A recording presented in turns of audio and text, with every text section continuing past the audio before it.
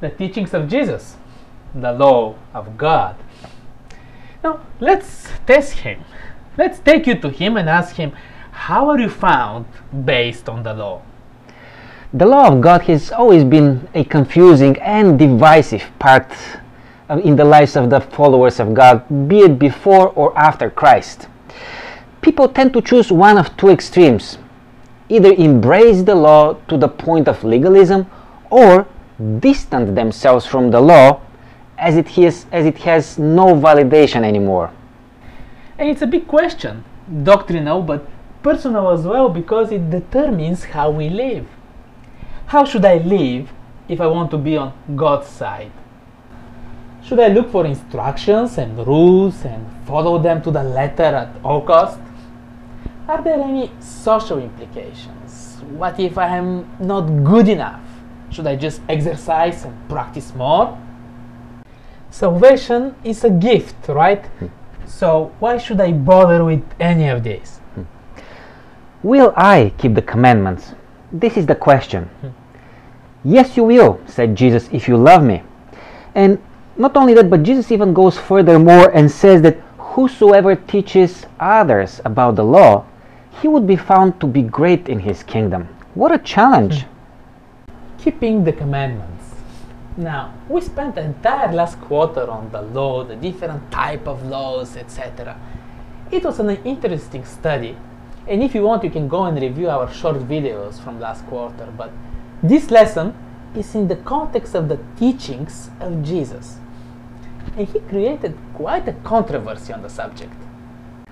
Always, without thinking, we look for a lawyer for an advice when it comes to legal matters in our personal life. They do know best how to interpret the law so that we can initiate the right move into the right direction. Jesus appeared not only to be a reputable advisor on the law, but also the law creator. He knew best how to explain the essence and the purpose of the law. Looking at how mad Jesus was at the Pharisees, how he was breaking many of their rules, one would think that he made many changes. But one of the first points that the lesson is making is that Jesus did not change the law. What was he doing then? Jesus came to show the way of life that was in his kingdom. It was not in the rules that Jesus found solutions, but in the understanding of the spirit and the essence of the expression of what the law portrayed. Like, it was not about literally going and sleeping with another woman than your wife, but even just lustfully desiring her in your heart, that actually made us foreigners in his kingdom. Or even only thinking in our minds of harming someone else, we looked as killers in the eyes of heaven. Jesus said it so clearly.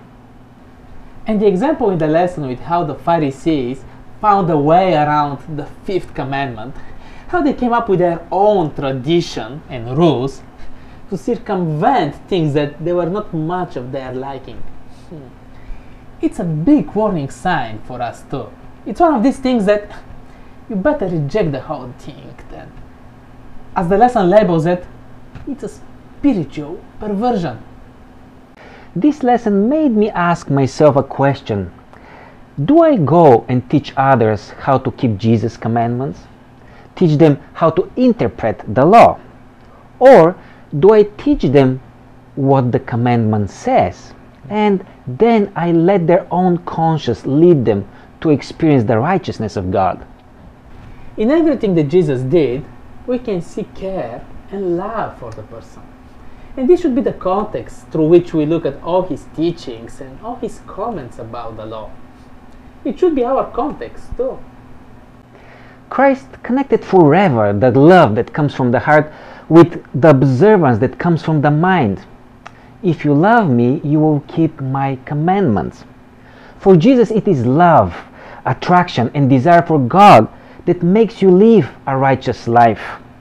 Some believers strive to get there by strictly following the law. We wish you amazing experiences as you deepen this relationship with Christ. See you soon.